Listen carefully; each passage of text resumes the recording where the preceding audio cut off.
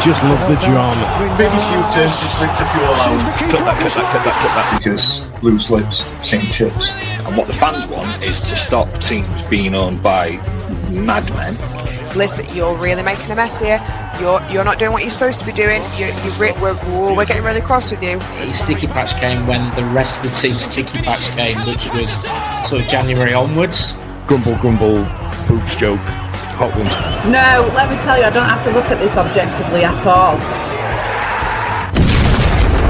The Wednesday week! Put on your podcast! Hello, good evening, and welcome to another episode of the Wednesday week. We've had a lot happen in the last 12 hours. We've had a lot happen over the weekend, and we're going to try and get through it. We've had football, we've had statements from the mascot, and we've also had another day where we're in the news for the worst things. Joining us later on will be Alex Miller from the Sheffield Star. He'll be on in about half an hour's time, while gives us opportunity to get through the football that happened at S6. Joining me right now, I've got John, Simon, and Ash. John, how's your weekend? All right? Yeah, very good, thanks. We had a bit of some late summer weather there, didn't we? Even though it's officially autumn now, we had some nice bit of sunshine, especially yesterday. So out and about. So yeah, we're not too bad at all, mate. Yeah, I tell you what, it's that time of year though where you go out wearing a jacket and then you've left it in the car or you've left it at work by about 11 o'clock in the morning. What about you, Simon? How's the cold weather settling in there? You all right? Have you got immersion on? No, I've not put heating on yet. Not October yet, mate. Hence why you Southerner have got your shirt on and I've got my hoodie on, mate.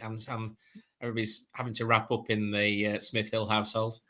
I'm glad you made reference to the shirt. I tell you what, I'm for those listening, I'm wearing a replica of the 2012 shirt, and on the back of it, I've got a homage to Gary Medine goal machine. And I remember buying this when it first came out. I thought, yeah, I'll get myself an extra large. I tell you what, it is snug. This was the first one where I realised that football shirts had changed forever, and I'm going to be breathing in all night. So my apologies if I'm short of breath. Ashley, how was your weekend? All right. Yes, mate. Very good. Thank you very much, Daniel. Back at Hillsborough. Yeah, so it's good. Yeah. Nothing else to report. Bit of a quiet one for myself. So, yeah, mate, all good. I like your little move around there, Ash. Looks like you've changed your background, so we haven't got the Chance Series shirts in the background with the gaffer tape on. Now, Lewis has decided to have a bit of a change around when I went to work one day, and he's changed all the office round. So, yeah, he's... I don't know why he's done it, but he reckons it looks nicer. So there we go. Well, in the background there are the infamous George Byers shorts. What size are they again? I think they're small, mate. They are small. Says a lot about the Port Vale midfielder, doesn't it? But anyway, let's get into it. Coming up over the weekend was our home game against Queen's Park Rangers, John. What were your thoughts going into it? Did you feel like we could snag a point? I'll tell you what, we should start getting the predictions up, shouldn't we, on this, Ash? Do you want to download them while we've got them, and then we can go through who said what? Yeah, man. Why not?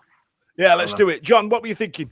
And bear in mind, we're going to come with the receipts now, so you can't change absolutely. Yeah. Nowhere to run, is there?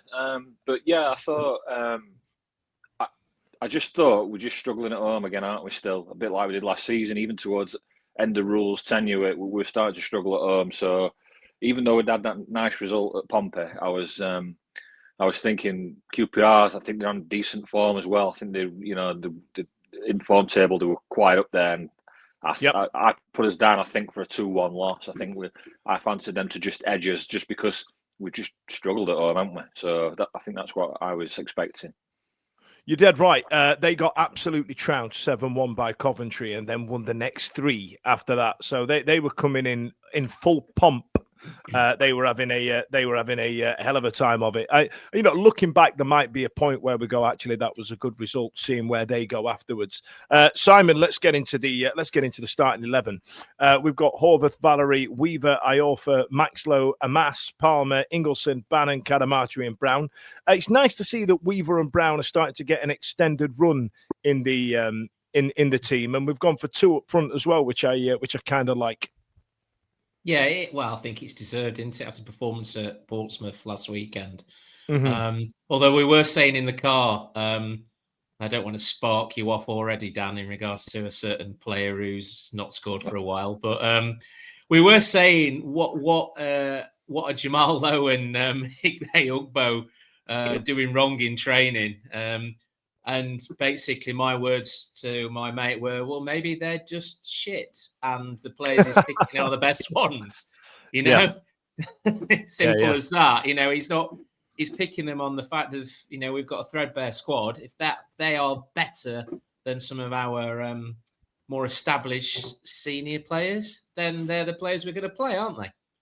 It's as simple as that. I thought Brown and Weaver specifically against Portsmouth deserved a bit of a run out. I must admit, I thought they were. I thought what they did and how they did it was really impressive for such young men. And we spoke last week about Weaver commanding the defence a little bit and telling people where to be, and telling people like Dominic I offer where to be, Ash, as well. I tell you what, the first incident of the game was the goal. Ash, we scored from a set piece, brother. I know. It's 2 in 2 games, isn't it? Because you obviously direct from a set piece from Bannon last week at Portsmouth. So we're on a roll, aren't we? It's not. We've not seen it for a few years, have we? We've been notoriously poor defending and attacking at set pieces. So it's been great. And obviously, Bannon was there again, a great crossing. And I tell you what, it was a cracking header, weren't it?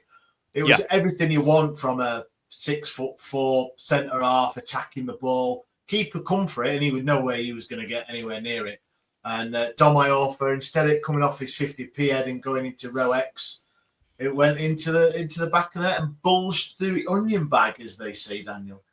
I tell you what, you know, a lot of chat goes on about the header, but I also need to give some props, John, to Barry Bannon and his cross.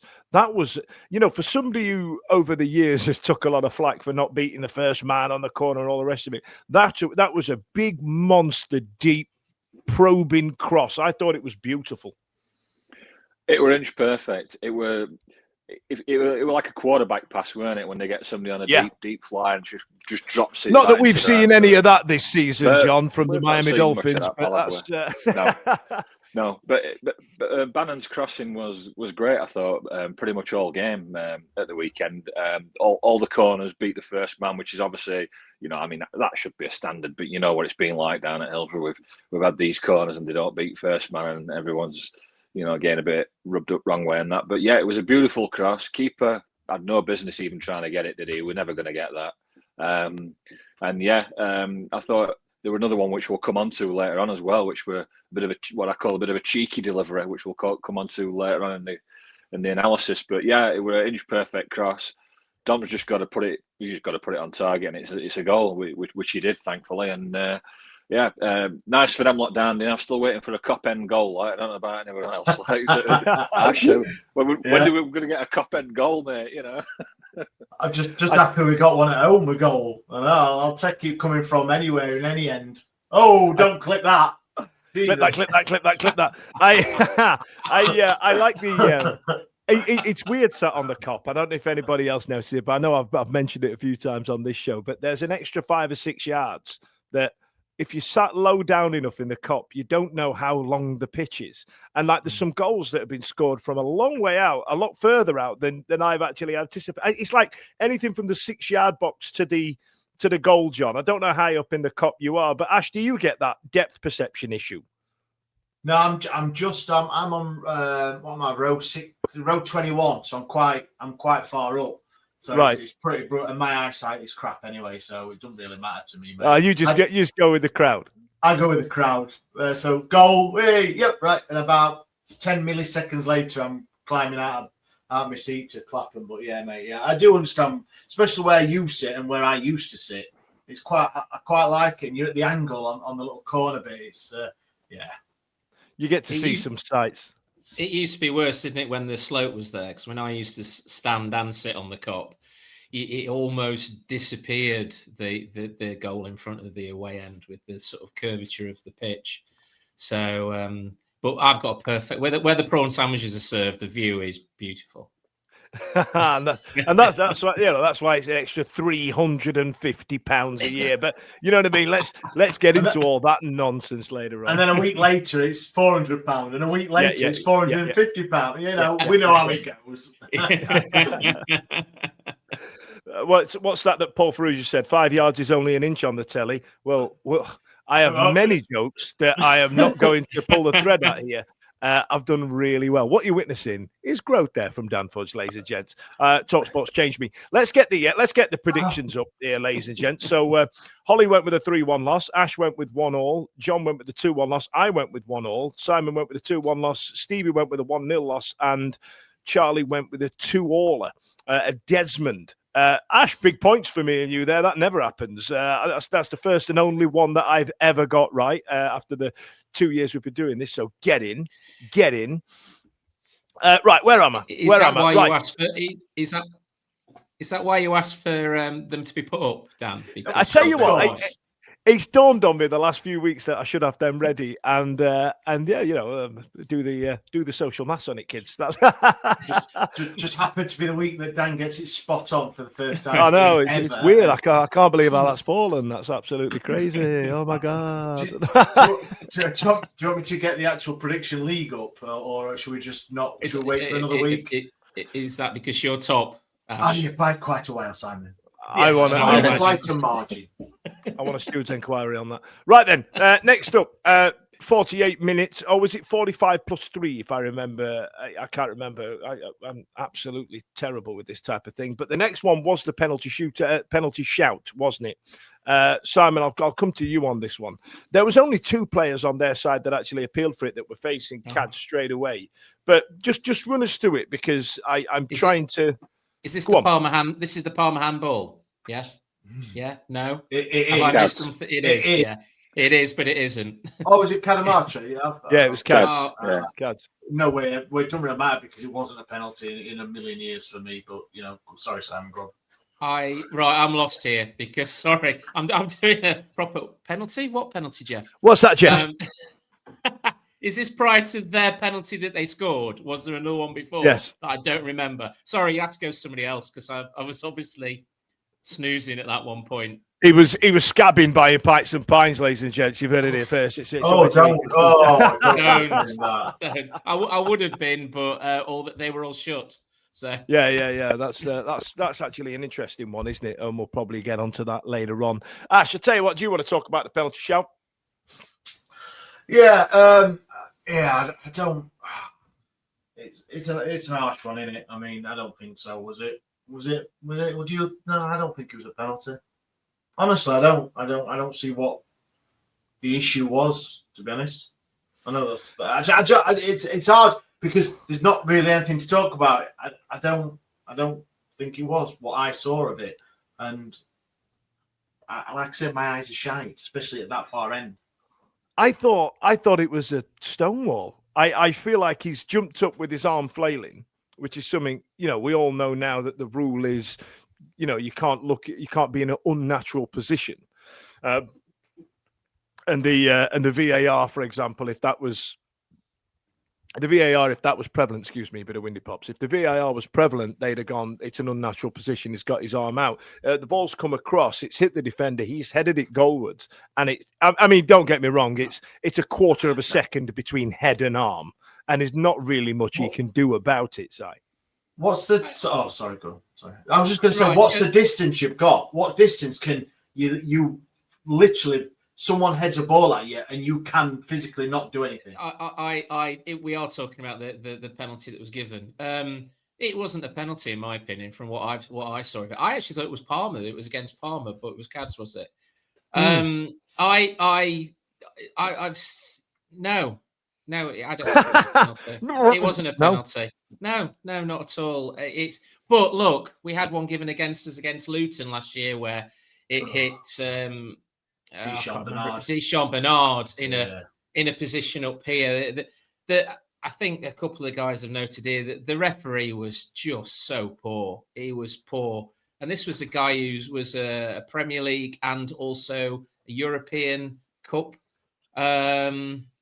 referee, and some of the decisions were abysmal, absolutely abysmal.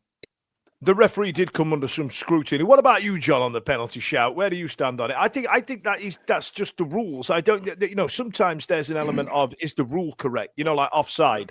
I'm a bloke in my 40s now. I've got no idea what constitutes as offside anymore. I'm losing track. But yeah, what about where do you stand on that?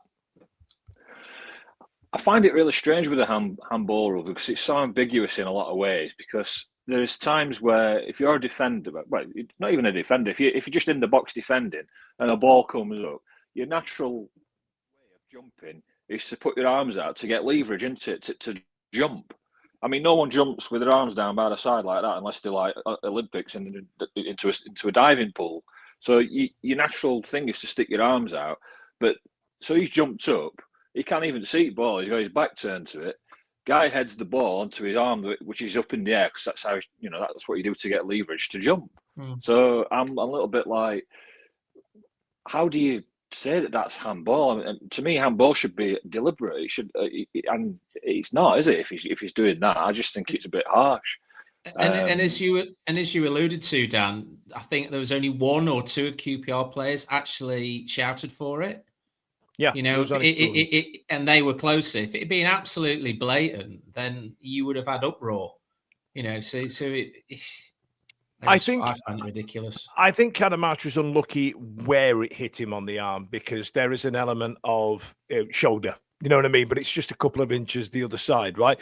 I get that. But I think you're putting your life in your own hands by jumping up with your arms out in the box. Now, I agree with you, John. Jumping up with your arms out is a natural position. And I've now got Ash and Simon doing a salmon impression at me. Like, you know what I mean? Just arms by the side. And I completely understand. It is natural to put your arms up while you're jumping.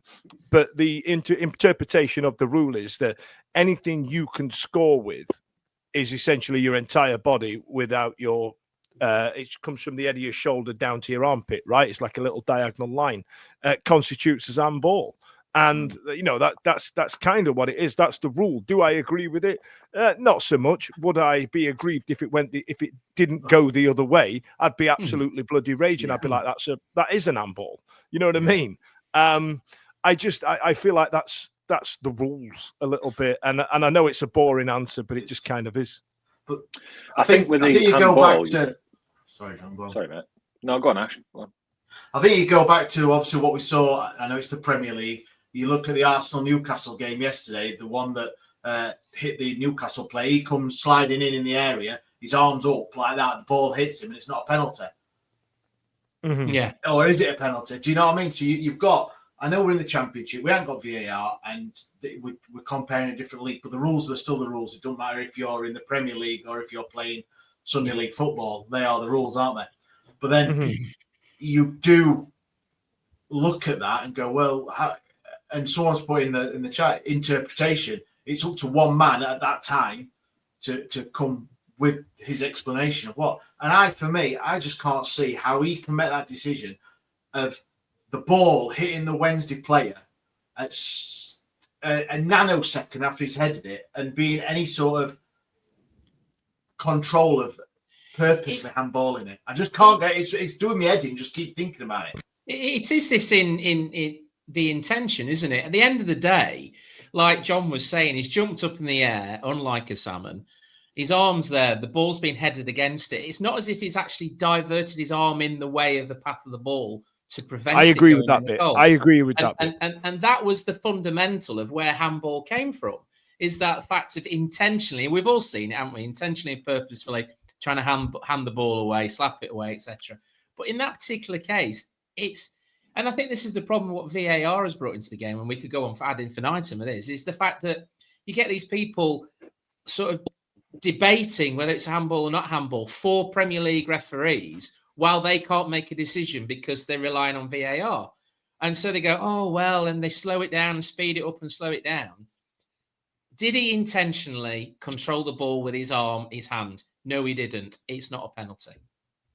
Do you remember when you used to play as a kid and something hit you and you got, no, it weren't, it was ball to hand? It dawned on me. I was in my 20s before I realised that was never an actual rule. That was never written down anywhere. That was never a rule. It was just something we just said. Because I used to say, I'm playing men's football. I'm going a ball to hand, ref.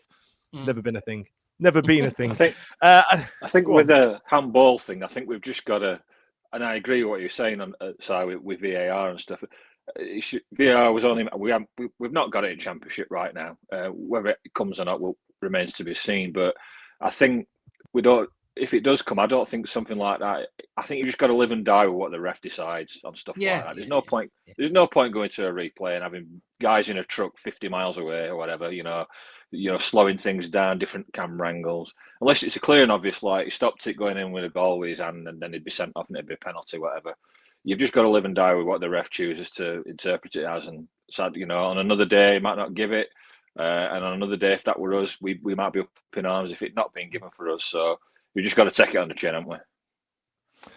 Ash, what are those comments about Keith Hackett there? I saw a couple come up there. They look quite fun. Simon Oakes it says Keith Hackett had a Wednesday Dar rant about the current handball rule at an event I was at a couple of weeks ago. He says PGMOL have completely lost the plot. And then Matt Strickland says Hackett also said Brown should have stopped play after the Pompey defender went down. He knows jack shit, doesn't he? I tell you what, I love Keith Hackett because he just talks about things from 40 years ago and goes, back in my day would have done this. Oh, brilliant, right. And I love the term. I love the way that Simon Oates gone with Wednesday Dar. And this is the most Wendy Dar lineup that we can do on this podcast, isn't it? It's middle-aged white men a go, boys and girls. Here we go. It's the fact that the handball rule will have changed about 136 times in the space of when Keith Hackett is retired. So, I mean, has he kept up with the rules? I don't know. I don't know the guy. But can you imagine him sat there in his conservative going, "Oh, well, they've changed the handball rule." Nah, you're just here for likes and clicks like the rest of us hackers. Don't come in here. So anyway, 1-1 after the penalty, and then at half time, Stefan made like a triple sub, didn't he? Like he absolutely went for it, Ash. You're like, he's gone, nah, I'm not having this. We're great. We're brilliant. We got 3 on the bounce. And they made a triple sub at half time. That's bold, isn't it? It is. I don't think he was happy, obviously, with going in 1-0 down. So he made the change. And the only play I noticed it because he looked like a man mounting that fray. He's brilliant, isn't he? Look at him. He's like, he's got their ball that he knew you. Yeah, he has, but still with about another 5 stone on him because he was a big lad. And then I noticed it, and I think he scored against us last season, didn't he? I think he was one that scored against us. There's a lad that Hallam have got playing for them called Danny South, who we nicknamed the QPR player Danny South because he has a similar build and completely bald. But at Hallam, there's obviously a slope on the pitch. So when they're attacking, when they're playing downhill, he plays up front, and then when they're playing uphill, he plays as centre back. So he's just got the same stretch of pitch that he plays on. Yeah, absolutely. Yeah, but he's a great player. But they brought a couple of big lads on, some big stags, and we went very direct in the second half. They have a small pitch at QPR, and you can see why they've got that in their arsenal. Do you know what I mean? I just don't know if playing that type of football at Hillsborough would work, which is why I always fancy QPR when they come to Hillsborough, because I feel that they don't play fast-flowing, expansive football. They play, we've got a small ground, dig one out football, blood, sweat and tears, blood and thunder football, don't they? All right, and John, so go on. Sorry, Dan. They brought on, if anyone can remember, the Karamoko Dembele at half time. He was like, I don't know, 4 or 5 years ago, he was the 14, 15-year-old that were playing for Celtic and he got his Scottish under 21 debut when he was 12 and stuff like that. So weren't we linked with him? We were. Yeah. He'd already signed for QPR when we could sign players, of course. Yeah. So he came on and another guy who was linked with Sheffield Wednesday, Isaac Hayden as well. He was linked in the same vein as like Hendricks. I think he was before Hendricks, and obviously we got the better deal out of that, didn't we? With Jeff Hendricks. I love that. The here's what you could have won approach. You know what I mean?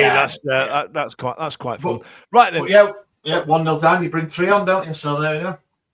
Yeah, what an odd one. That's going for it. I kind of like to see that in managers. You know what I mean? That's all right. And then not a lot happened. And then, John, a lot of people started to turn on the referee more in this second half, said he had a poor game. I mean, did the penalty shout not curry any favour at Hillsborough? Probably a lot to do with that. But the referee came under some scrutiny in the second half, didn't he? Yeah, and rightly so. to say he was ex-Premier League, which doesn't mean a lot these days, because if they poor refs, they just drop them down the leagues, don't they? So heaven knows what League Two's like. It must be like fisticuffs every week, because I mean, some of these decisions are quite baffling. But the two that really rubbed me up the wrong way is the ones where he didn't let the advantage play. There were a couple of instances where it's like, it's basic refereeing. It's like, I remember, Barry Davis used to say, "Oh, the referees brought the player back there because the advantage didn't accrue." And I'm like, "What's this guy doing?" He's like, "Why? The ball run forward for us in a great attacking position. I think it was both times down our right hand side, and he blows up to pull it back for a free kick." And I just think that is just a basic refereeing error, and I don't know how somebody from the Premier League can get that so wrong. And I think, and we'll also come on to talk about the should he or shouldn't he have gone with a Barry Bannon incident. And I think because of one or two things he'd got wrong, I think he tried to level some things up, which we can come on to later. But yeah, disappointing, particularly those advantages they didn't let go. I find that an absolutely fascinating thing that they do with the PGMOL, where they go, "Oh, you've been trashed this week, so you get to go and referee more football somewhere else." I just feel like it, you know what I mean? How is that a punishment? You know what I mean? I just think it's a bit. I feel like it treats us like a poor relation, but football's football. They're still getting paid. They're still refereeing. What do you mean? What are you talking about? And then Simon, just to wrap this up, there was a couple of late chances. I feel like Chair had one, didn't he? Who's still playing football. I don't know how that's gone out. And then I think, what was the one where Palmer went down in the box? I feel like he should have stayed on his feet and just shuffled that home. Yeah, I don't really remember that one that well. I think we had a couple of chances. It was a free kick. It was a free kick from outside the area. Instead of Bannon putting his left foot through it and getting to the back post, he played a little sneaky one off the training ground into the box on the ground. Yeah. Palmer should have buried it. It was a proper miss. Yeah. He should have done a hell of a lot better. And I think if we'd have got that, I think we'd have gone on and obviously kept the 3 points, because I don't think QPR really bothered us that much after. No. I don't think Horvath really had that much to do in the end, and it should have been a 3 points. I was quite disappointed. I think. Okay. So I was just sorry, Dan. I was just going to say, I think they came at us blood and thunder, didn't they? Which led to the penalty shout, which they got in the first 5-10 minutes, second half, and then after that we took control again, and we looked, in my opinion, in control. They never really bothered us that much. And that was the positive I took out of the game, because I really did think at the start that they would be the team that would come out on top, basically. So, and I think we gave a really good assessment ourselves, and I think there was a lot of positives to take. Yeah, there's a desire from this team that I'm really starting to enjoy, a real dig deep that I really enjoy. But anyway, Sheffield Wednesday... Oh. Go on, I'll wrap this game up this side of Christmas. We're talking. We're here to review the game, Daniel. I'm here to talk to Alex Miller to talk to me about newspaper things, and he's waiting in the wings. Stick around for that later. Sorry. Do apologise. Apologies. No, you're all right. No, crack on. That was worth interrupting me. That Ash. Thanks a lot for that interaction there, mate. So, ladies and gents, we've got Alex Miller joining us from the Sheffield Star right after this break.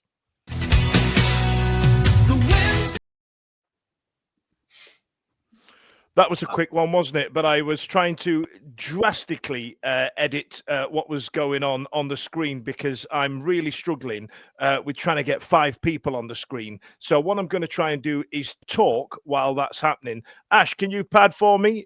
Can you go through some comments while I try and get Alex onto the screen? Of course I will, Danny. Anything for you, you know that. Thanks, man. One of our creative partners, Goose Creative Design, has been on. I didn't realise Simon went down to Hallam. He'll keep an eye out for you next time. He'll out with the media team. I'll look out for you, mate. Yeah, no problem. Handsome, bald guy in his little picture there. Look, Simon, just very handsome. Yeah, he's a good cat. Awesome. He's a good cat.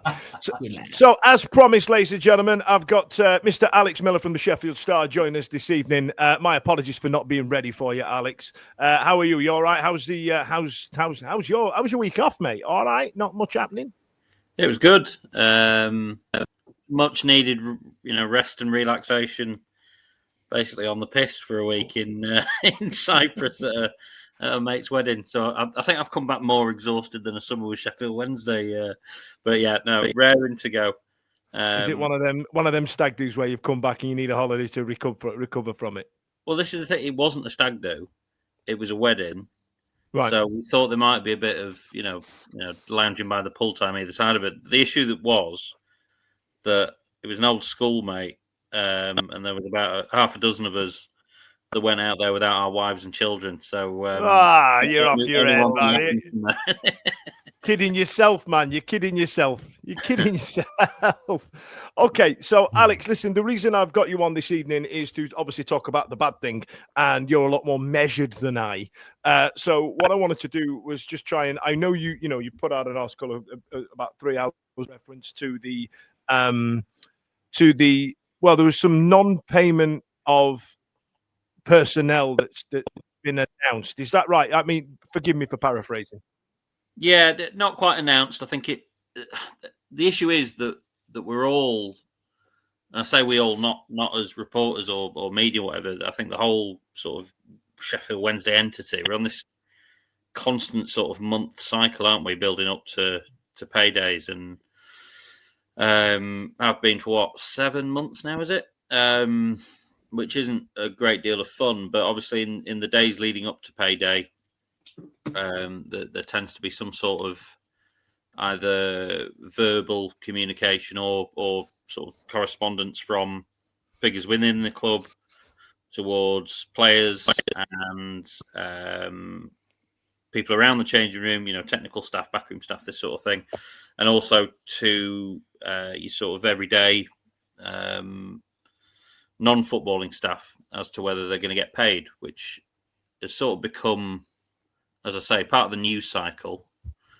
And it's almost become more surprising when people are paid, which is sort of the way that Sheffield Wednesday are operating in the minute. But anyway, clearly payday is the last day of the month, that being tomorrow. And our understanding is that players have been advised not to expect payment tomorrow. Non-footballing employees are expecting £1,000 of their salary, which is obviously below full payment, and haven't been given an indication as to when to expect that payment, purely because the information isn't there from the very top and the man that ultimately holds the purse string. So another regrettable end of the month, and we'll all be hoping that things get sorted out as soon as possible for the individuals involved. I think that one question that's going to circulate for me and probably a number of other people is, I feel like we're going to get blamed for this at some point. I feel like from the top of the club, there's going to be, this is your fault. And then do you feel like redundancies might be down the line, things like that? Have you had a whisper or anything like that? I appreciate I've just stitched you right up live on the internet and asking you such a direct question, but it's just one of them that's just, there's a few things that don't sit right with me, right? So, for example, there's the Pound in the Ground initiative that we've now got kiosks closed, right? Now, these will be casual staff that work for an agency. On the back of that, right, there will be the agency will find them other work, maybe, you know what I mean? There's an element of that, or they can claim working tax credit and all the, and if that's their main source of income, right? I understand that, and I appreciate that there will be some collateral damage from the trust. So this isn't me having a dig at that initiative, right? What I feel is that the shop and the ticket sales generate the most of the funds. And are we spinning the drain a little bit for Chancery to go, because you've not spent money? I tell you why I'm asking. You know where I'm going with that question. But I can tell you why I'm asking. I saw a couple of tweets today saying that that somebody who works at the club were lambasting the trust and what they were doing because it's costing them work. You know what I mean? I appreciate that's a tough question, Alex, and I know I've farted around the poo and danced around the houses in asking it to you, but do you feel like that there are worse times to come in terms of employment for the non-playing team? Yeah, look, it remains to be seen, and I remember at the very start of the planned boycott, way back when it was shirts initially, wasn't it? Mm-hmm. Sort of put that question to the guys at the trust, and I think it was sort of, they were very aware of it, and regretted. It's a natural thing. You take money out of a business, and people who get paid by that business, clearly it's going to be more difficult to pay them. Yeah. And yeah, look, we'll I think it's natural that's going to happen. Now, I did see pictures again. I wasn't there on Saturday, but I've noticed it in previous games that some of the kiosks have been closed. And yeah, I know that you've touched on this before on the show. Yeah, about concerns of agency staff and that sort of thing. It would be interesting to hear from some of the staff, and without having a look at the accounts, because we don't know how much money, if any, the chairman is putting in Sheffield Wednesday currently. That's interesting. Sorry, Alex. My apologies. I absolutely chucked you under the shit there, didn't I? No. It's a difficult question to answer without having access to the accounts. Without having access to the figures, because I tell you what I floated before is obviously how much do the pies and pints actually generate in terms of actually bottom line profit. Working in hospitality myself, I think the message is outstanding, but in terms of procurement, refuse, tax, poor GP because we're up north, and how much things cost, and then the national insurance contributions and all the rest of it, and the agency staff on top. I wonder how much we're financially costing the club. I'd love to have a pick at the books, if I'm honest. I really would. But the message is loud and clear, and I really do like that. What I won't stand for is other fans calling other fans out for being scabs, and I can't believe it. And that scarf's not just a fashion accessory. There's gonna, you know what I mean. I don't know if you caught the call that the WSG set up. With Christine Seddon from the Blackpool Trust, and she spoke really well about making sure that we were on the right side of the law, and we were on the right side of the tracks, and we were making sure that we weren't calling out everybody. People will follow when you're doing the right thing, and I want to implore everybody to make sure that we're doing the right thing, and that's a long way round of going as well. The "I Don't Care About Dapon" song is not broadcastable, folks. You know what I mean? Alex and I had a good chat about it down in London, and we were like, we can't. It's a catchy song, and I find myself singing it. I even find myself singing it in the way that Rob Statten would pronounce it, in Dejfon, because I find that really funny. But the addendums that we put in the beat breaks, we can't broadcast it. We can't write about it. We can't talk about it. Yeah, Dan, sorry. You sort of allude to it in, when you're writing about it. Yeah. And there's certain unbroadcastable words, but we can't plaster those ones all over social media, which is that's the one that I think has got the most passion behind it. Dan, just to I sort of duck that question about the realities for the staff, and it is something that we're putting a bit of energy into now, because it's very difficult, isn't it, when there's often a lot of narratives to these things, and there's actually some different truths behind it, and different experiences from people that are at the heart of it. So from the Stars' point of view, we're sort of putting a bit of energy into trying to make sure that everybody's voice is heard on that sort of thing. So if we're able to do that, you'll see some reports on that, hopefully in the next couple of weeks. I trust you guys to do that, because I don't feel that there would be any ulterior motive from the Star. You become an outlet that I trust, and I will call anybody out, Alex. I will absolutely say some things on the internet. Go on, John, you were going to say something. Yeah, I was just going to ask Alex. Obviously, we know all about the financial troubles, and yet again, we're getting a repeat message here about staff and players not being paid. But we also know there's a looming charge on the stadium due in the next sort of 24 hours, maybe. And I wonder if there's any sort of thought about what that might look like going forward. Have you heard anything about that, or what you might expect to be, finding out out in the coming day or two? Yeah, again, something we're doing a bit of plate spinning at the minute, but trying to find out exactly what the route is there is really difficult, because ultimately there will probably be 2 or 3 people, at the very top will know exactly what's going to happen, and it can change. So the story that we ran 2 or 3 weeks ago, sort of explaining exactly what the situation was, I appreciate it probably read a little bit woolly, because it was, you can't sort of talk in absolutes exactly what's going to happen.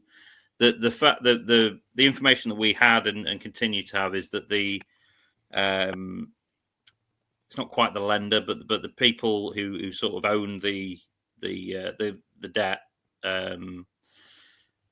signalled an intention to Sheffield Wednesday that some of that debt would need to be recalled, and that date is tomorrow.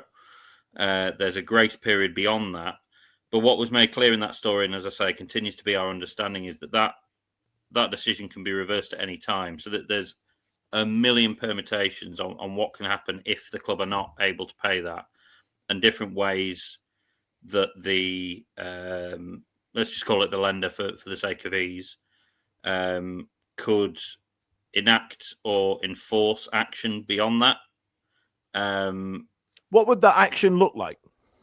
Well, this is it. That if the permutations, you know what I mean? I appreciate that. How long's a piece of string and all the rest of it, but what sort of thing could we expect if these permutations go ahead? I know again that's a bit of a fluffy question. No, but I'm with you. Some examples, I guess. Yeah. Look, and I'll make very clear, I'm not talking absolutes, and I'm also not talking from a place of expertise. But I've spoken to plenty of people who are a lot cleverer than me and understand this sort of stuff. So I was going to say the stuff that you and Joe have had to learn about the last 2 years has probably been incredible, hasn't it? All I can do is man kicks ball in goal. That's sort of yeah. So look, right. I'll compare it to. So when Sheffield Wednesday done a naughty, and the possible sanctions range from being expelled from the league to points deduction to a fine and a slap on the wrist. Right. All these things are possible, but it's very rarely. And all of that, just to clarify, then, before I sit here and go, it's a Wednesday week exclusive. We're going to get expelled from the league, you know what I mean. But there was a joke, ladies and gentlemen. That was a joke. That was a joke. That was just sort of an example. So all of these, what I mean is, all of these permutations are not in the hands of the chairman; they're in the hands of who he owes money to. As long as he enforces that. So, good Lord, what could happen ultimately is that, for want of a better word, everyone bottles it and it's rolled over again with interest. Right. Or it can be repackaged in a certain way. So it's pay this amount up front, or your interest rate goes up a bit and we roll it over again, or we do this, that, and the other. The most stringent enforcement that could be in place is that they take ownership of the stadium, essentially. There is a way, and I'd have to go over my notes and speak to people again to give you the exact wording and stuff, that essentially the receivers come in for the club at the same time as the stadium, so that could be sold as one, right, for a price of the lender's choosing, which you'd imagine would be a hell of a lot lower than that of the chairman, but that's a hell of a lot of work and taking on a crumbling football stadium in the period before that's sold, which becomes very, very confusing and difficult, and from a pure business risk element, probably doesn't make that much sense. I mean, look, without having a direct line to the lender, and we've tried, but for obvious reasons, they're not being particularly responsive. It's very difficult to get a firm grip of exactly what could happen. So yeah, that's probably not the clarity that you and your listeners are looking for. No, I tell you what it is. I needed to just get some I don't know, some noise on it. I don't chase headlines 'cause I don't like it. I want to keep this show light, but I also feel that there's an element of some things that we need to be prepared for. I mean, you know, when Dom Howson handed you the keys and you just writing about football. Do you remember them days? Do you It remember? was good, Do you that. It was remember? good. For a little bit there, it was quite good, yeah. Simon Ash, do you have any questions for Alex? Yeah, I've got one. It's just about the wages. Obviously, for the last few times, it's always been 48 hours, 72 hours before the end of the month that things are coming out about the wages not being paid or in full. Is it that late all the time? Because surely the guy must know that he needs to find £1 to £1.5 million a month to satisfy the wages. But to announce it, or you guys obviously find out, I think it was Rob today, weren't it, that actually put it out, that it's the part wages or no wages are going to come. Why is it always so late? He must know. I think that's what gets a lot of fans into, and no doubt the people who deserve the wages. That it's, you know, what your debts are a month. Well, initially, you know, the start of this mess for the first, I wouldn't put a number to it, but the first couple of months here or there, there wasn't any notice. And you know, employees and players were waking up in the morning to discover they haven't been paid. The notice and the correspondence, which I would credit, you know, that this correspondence isn't coming from Chancery. This is coming from people within the club who are probably in exactly the same situation that people are sending it to, and are working on very limited information. So, you know, we've had a few comments in the past where, you know, that the staff at the club have been criticised for this, and that's not fair. You know, that they're doing their damnedest in very difficult circumstances. But there's two things. I think, you know, I guess any business would leave it as long as they possibly could. You know, we know that Chancery's been trying to raise funds throughout the month. Some of those methods sound a bit nuts, but you know, this is Sheffield Wednesday we're talking about.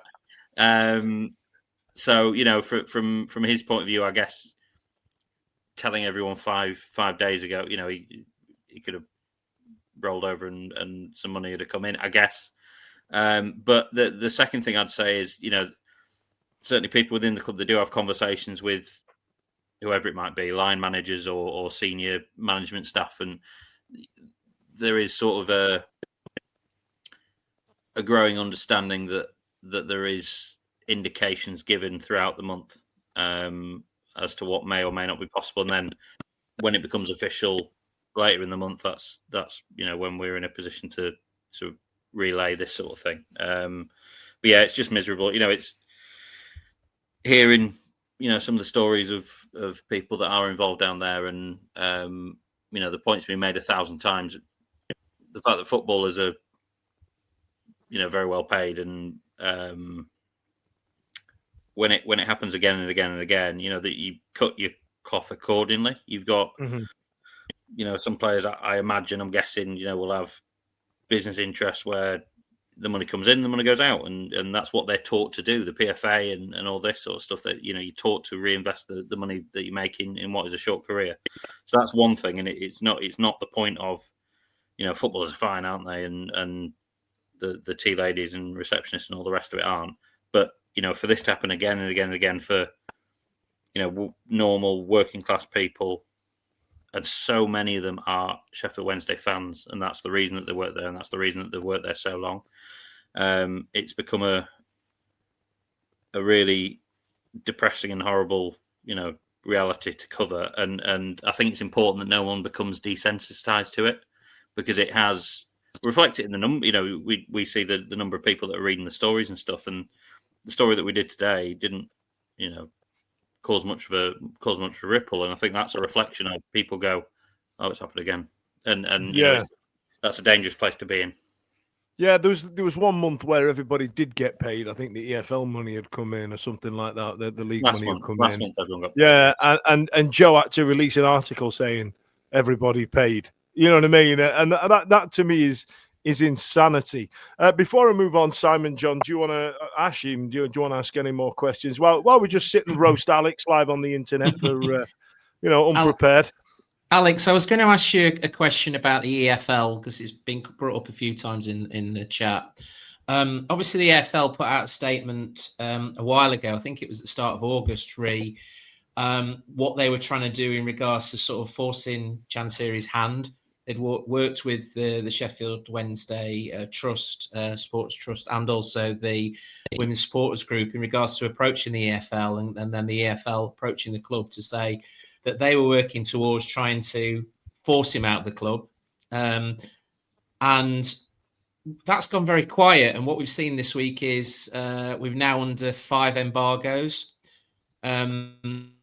all of which has basically meant that they see the club has no funds to actually make the club a viable club for anybody to sign for them. Hence why we can't sign any players, etc. We've got an HMRC embargo.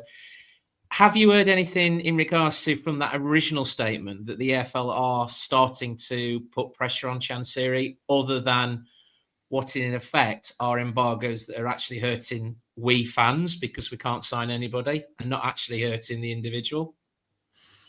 Yeah, I mean, I feel I do have this won't be popular. I've got a great deal of sympathy for the EFL in a situation like this because on the face of it, yes, and of course, making the club more difficult to run for Dayfon Chansiri goes hand in hand with making it more difficult to watch and all the rest of it for the supporters. And to an extent, it's almost, God, it sounds cold this, but it's all, it's collateral damage for the greater good. And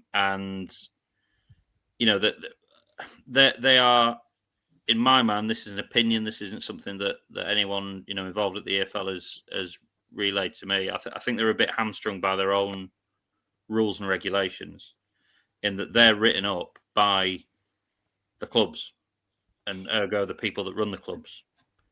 And so they're, if you're going to take it to extremes, there's not a club owner in the country that's going to sign off on a ruling whereby if they have business troubles for 2, 3, 4 months, that their biggest asset can be taken away from them.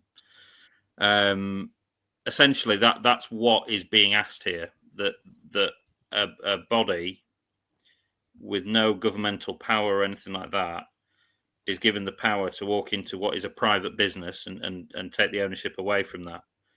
And so, yeah, that obviously that is very, very, very difficult. The ongoing charges are there, and as I say, are ongoing. Again, this is entirely opinion, but I would suggest the fact that is taking so long after a lot of meetings between the EFL and Wednesday with regard to a takeover process and trying to set that up in a way that it was viable and might work. I would suggest that the fact that that's going on so long might have something to do with the fact that they want to encourage a takeover rather than effectively make Wednesday a League One club right here and right now. But yeah, beyond that, it's quite difficult. Everyone's obviously looking to the IFR, which is coming in a couple of months' time. I think that will be slow progress in terms of getting that in and getting it to a place where it can start. I think a lot of Wednesday fans have kind of got that on a pedestal. Like it's gonna be day one, IFL starts, and then the geezer will go, right, you clown, you're done here. Here's Alan Millionaire. You've got to sell it to him. I feel like a lot of people are kind of hanging their hat a little bit on this IFR. Yeah, I feel a little bit uncomfortable with that. And again, look, there's people that are far more well versed in this. We've heard a lot from Lisa Nandy and Clive Betts has spoken a lot about it and this sort of thing. I'd like to see when it is in place, and it, as you say, it won't be a day one. This is what's happening. Chansiri's out the door sort of thing. But in practice, again, speaking to a couple of people that know their laws on this sort of thing, that there's a little bit of, well, how's this going to work? Because you've sort of got, independent it may be, but a governmental body sort of coming in and taking a business off someone without any legal wrongdoing. I don't know. I'm not skeptical. I'm just not quite as excited as some people appear to be, and we'll see. I'm the same with that. It's not going to be the silver bullet, is it? It's not going to be the. I think the thing is that they will be so tied up in red tape and bureaucracy that the club could be dead before they actually make a decision on how it's going to be put forward, because we're going to have a point in January where season ticket sales, because obviously our chairman will just blindly carry on like he's always done, and season ticket sales will be released in January. And I honestly see that there'll be a lot of people, a fair percentage, that won't renew. And then we'll have an issue then of, if these youngsters keep improving like they are, we'll see a fire sale of people like Brown and Weaver and so on and so forth, which will, again, reduce the strength of the team. And also, we won't be able to sign anyone. So it'd just be this ever-decreasing circles of no money coming in, season tickets. I mean, I think we were talking earlier on, weren't we, about, how much income that maybe the food outlets bring in, but we've not mentioned the fact that nobody's buying tickets. You look. That's the one that's going to hit him the hardest. Yeah, you look across that stadium. I mean, they've said last two home games have been over 20,000, which I think is creative accounting at best. The Kop, I've not seen the Kop so empty as I, and there's swathes of empty seats around us, and it's, I'd imagine anybody who sits in the north stand, the Kop, south stand, I'm in the grandstand. It's obvious that nobody's coming other than the season tickets and a handful of other people. Okay, let's go to something. I was going to say a little lighter. It's still the bad stuff, but let's talk about the owl after this. Don't skip ahead, don't press that button. These ads are lean, not belly mutton. A tiny break before we pop, and don't forget when fun stop. Okay, so welcome back. There was a brief moment where it was kind of fun and we kind of looked at it, and then the more you really think about it as a situation, it's more of the bad thing. So as we saw on the pitch at the early part of the game, there was an addition that Barney Owl had made to his outfit in the preamble that him and Ozzy have done for 2 decades and more. I know Ozzy was there when I was a teenager, right? But Barney's been there for 20 years, and he was there, and he's known for wrapping scarves around his wrists, and one of those scarves was one of the protest scarves from the Trust, and it gained a bit of traction online. I know we shared it, didn't we, Ash? And and it was a really great hard hitting message. And then afterwards, after we'd shared it, Barney via his X account had made a statement. And this it was all quite fun and games. Like, look at Barney, well done, kid. And then once this statement had come out, it kind of changed the tack a little bit, didn't it? So I'll read it to you. I hope I don't truncate it too much, but I'm going to have to blast through this. But it was Barney had said a statement: "I'm a fan first and employee second. This is my 20th season working for the club, and I started when I was 18 years old. I stand with the fans. Without them, there's no Sheffield Wednesday. I'm match day staff only, paid the same as the stewards. I've had no pay shows personally so far, but I don't do this for the money. I do it for the fans and the badge. Since this isn't my main job, I'm in a position where I can speak out. Many others aren't. Please continue to show empathy and respect for all staff who can't." Wonderful point, by the way. It's been difficult watching dedicated colleagues grow demoralised by the silence. Lack of clear communication about their pay roles and the club's future is taking a real toll. Like many others, I believe in changing ownership, the only way to safeguard the long-term future of the club and the immediate short-term stability of the staff who work here. Again, wonderful. As it says in my bio, these are my views and not the views of Sheffield Wednesday Football Club. My views and actions are independent of the club and any supporters, groups or trusts. Up the Owls. If that owl told me to run through a brick wall or jump off a cliff after that state, honestly, I'm in. I thought that was wonderful. I thought the public statement of it, Simon. I thought that the sharing of it and the piece there around the short-term stability of the staff who work there. I thought it was so well worded. It was wonderful. Yeah, it was, and also I don't know whether anybody heard Barry Bannon's interview on TalkSport, I think it was earlier this week. And he as well spent some time talking about, he sort of brushed aside the non-payment of wages for the players and made it about the staff at the football club.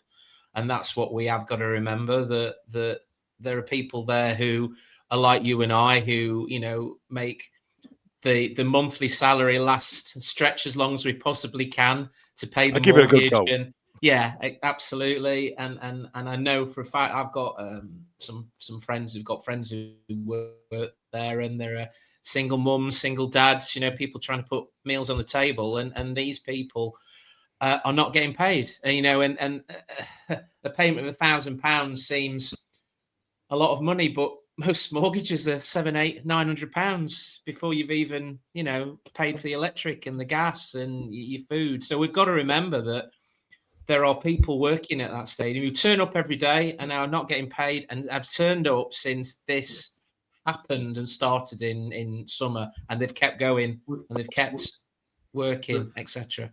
We've had nothing obviously from staff or anything. So I think this first thing from a mascot of high standing with the fans and all the kids and everything, actually showing the first sign of any sort of backing of any movement or against what literally is his employer at the top. Obviously, he won't have anything to do with the mascots and things, but I thought it was fantastic that one of the mascots has come out and not made anything of it, just turned up, did the usual routine, you know, waving like Dan said and all that, and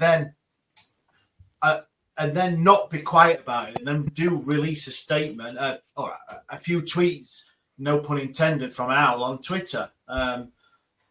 I thought it was fantastic myself, and more power to anybody. And if it takes somebody who is behind a costume, and probably a lot of fans don't know who it is, to speak out, then more for any staff member that wants to do that. And I think coming from very visual match day mascot was fantastic, and more power to that individual. I think it will be very interesting to see if he's there for the next game, isn't it, John? Yeah, I'm just going to say, I think, you know, when you're breaking Mickey Mouse, you know things are bad, don't you? You know, I mean, obviously, everyone's just getting fed up. It's a situation that just can't go on. You've got people at the end of the tether now, at the end of the limits. You've got, you know, Bannon's already spoke out. I think Pedersen has, you know, encouraged people to get things off the chest. He understands that it's a terrible situation that we're in. And the worst feeling for everybody, fans, staff, players alike, you know, but most sort of fans and the staff is this feeling, this hopelessness. It's like a hopelessness feeling where you're powerless to do anything about it, and we just can't. We're the victims as much as anyone, because we just sat here and there's nothing we can do other than these protests, and fair play to them. I support the guys doing that, but there's one guy thousands of miles away. We don't even know if he sees any of this, because we don't get. It's just complete radio silence, and it has been since March. I think one thing as well we need to bring up, which has been going on for some while, is the amazing music choice by the DJ at halftime, and this has been going on for some while. Then obviously, I think the other week he played "I Predict a Riot," and we got Mambo number 5, which is obviously there was some memes and some pictures on Saturday morning with Embargo number 5, I think it was, wasn't it? And that was actually played at halftime. So well done to the DJ, whoever you are absolutely amazing. I think the word is starting to get round a little bit, and because of this, you know, this gallows humor, this outpouring of information that we're getting, that you guys, that you and yourself and Joe are doing, Alex, really well. I feel like there's going to be more that join the process and go on with it as they start to learn more about it, because I feel like what will garner people is information. I think I touched upon it last week that when the trust launched, it was very much not the trust. Sorry, my apologies. I need to make sure that's correct. When the 1867 group launched, it was very much, trust me, this has gone to bits. Trust me, follow me, because it's a shambles. And they couldn't really say too much. And it's only in the last 6 months as a lot of the information that they were privy to has started to come out. And I understood why they went, why they were getting so frustrated. I really did, because they had to do it on a level of trust. Now this information's coming out, a lot more people are following them. That's kind of where you guys sit in it, right? Yeah, I think so. Everyone's got a role to play, and like you say, look, I hope we're doing our bit. It's outside of the football reporting. It's a funny feeling at the minute, because you're doing press conferences and doing games, and that's usually the most important part of your job. And it's just not. Do you remember them days, Alex? Do you remember them? Like I say this completely genuinely, it's felt, particularly the pre-match press conference, because it's a long chat with the manager and stuff, and that stuff is important, the football stuff, but it just feels so vacuous, and you're working on other stuff in the background that it actually impacts people's lives, and not that the result of a football game doesn't, but obviously everything becomes relative, doesn't it? So yeah, it's gone further than having the mug on at a 1-0 loss against Forest Green. You know what I mean? Yeah. Ash's still angry about it. I know. Honestly, it's like, how dare you? Bringing it up just gives him PTSD about that hill that he had to walk up. Ashley, before I wrap this up, my brother, do you want to tell us about the collection, please? Yeah, I will do. But just before I do that, I just don't know if he showed this. We've had. I'm assuming it's from Alex's boss. The great thing with Barnett is that he's untouchable. It's win-win, because if anything was to happen to him now, then it sends an even bigger message than what he's already, which you touched on, Dan. Obviously, be interesting to see if he turns up for his shift on Saturday afternoon. But yeah, I love it. Yeah, I'd like to make a point on that. Joe Cran is not my chuffing boss. You heard it here first, ladies and gentlemen. Wednesday Week exclusive. There's going to be a chalk circle in the car park next week, and we're going to find out who's the winner. Well, Joe's sunning himself, no doubt, in his back garden pool that he's got, and Alex is talking to us. So who's winning there, Alex? Exactly. Let me swap for a second. Yeah. Cheers. So, yeah, apologies, Alex. We get you on. I'm joking, man. I'm joking. Dan hasn't got it yet. He might. Obviously, we've been asking about some donations for our friends at Pact over the last few home games. They're going fantastically well. Went into the shop, not to buy anything, but obviously just to check on what donations we've got. And a big shout out to the staff there. They've helped us massively with this. They've sorted it all out and put it all into storage for us. So we've had quite a lot of donations. So please, Saturday's the last donation match. So if you're passing the shop, please donate any toiletries, shampoos, flannels, that deodorants, that sort of stuff. It'd be much appreciated. Thank you very much. And thank you for joining us tonight, Alex. It's been an absolute pleasure. Thank you to John, Simon, and Ash. And don't forget to like and subscribe. I've got to say that now, and I always feel like a right bell when I do it. But don't forget to press like and subscribe. Now, also, ladies and gentlemen, I'm going to ask you for another favour as well. I'm a little later than I promised, but Punk Chef has gone live on YouTube as well. If you don't mind, he made a point of making sure not to go on till 9 o'clock, so we didn't clash. Bless him. So I thought I'd push everybody over there. Now we're winding this up. Thanks a lot to you lot for joining us. I'll join you on Punk Chef's feed in about 2 or 3 minutes. Thanks a lot. See you later. Every week, live from 8 p.m. It's the Wednesday Week, bringing you football analysis. They said we'll win the league next season. Bringing you modern references. I did a little 1920s fist pump there. Not done that in a while. If we could do just a 1-to-1, not me because it'd last 7 days apparently, like Craig David. I should not have said that. I should not have said that. This shows like you're mental. No, I'm not. Clip that. bringing you terrible impressions. Wibble, wobble, wobbly, wobbly, wibble, wobble, Cyber Jordan. Going, hey, you got to play a 4-4-2. She. I don't know where these jokes are coming from. Available on all social medias. Obviously, this goes out on YouTube and as well as all the other social media out there, podcasts, etc. The award-winning Wednesday week. Join us. Put on your pod